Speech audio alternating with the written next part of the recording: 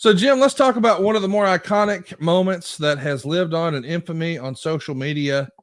It was one of my favorite shows, and I know it was a pain in your ass. I could just tell watching it, but I love the concept of Livewire. It was Oh, a Saturday morning show that was on USA Network.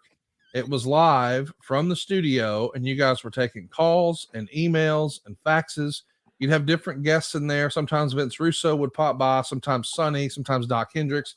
Once we even saw Stone Cold Steve Austin there.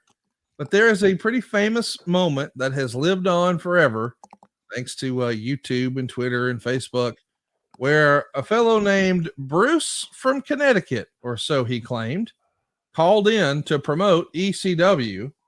And a lot of people thought at the time, of course, this is a prank. This is unscripted. This is against the grain. It was really Paul Heyman. What we didn't know at the time, what most folks didn't know at the time, is you guys were actually working with ECW. You created a nice little piece of business there, but business being like it is, I never asked you. Did you know that was actually going to happen? I mean, certainly you knew Paul's voice, so you knew it was actually Paul.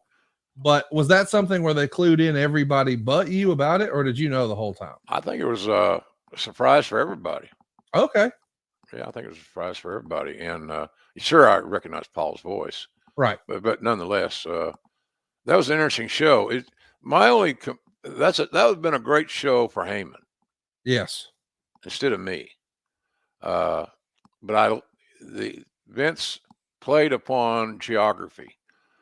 I worked there, I lived there, so I was no trance, no airplane flights, no trying to get to effing Cleveland.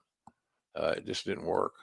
So, but Paul would have been perfect in that format, I think, because he was Howard Stern like and quick witted, and he had always had a retort or an answer, and even and he'll laugh at this one, but and sometimes they made sense.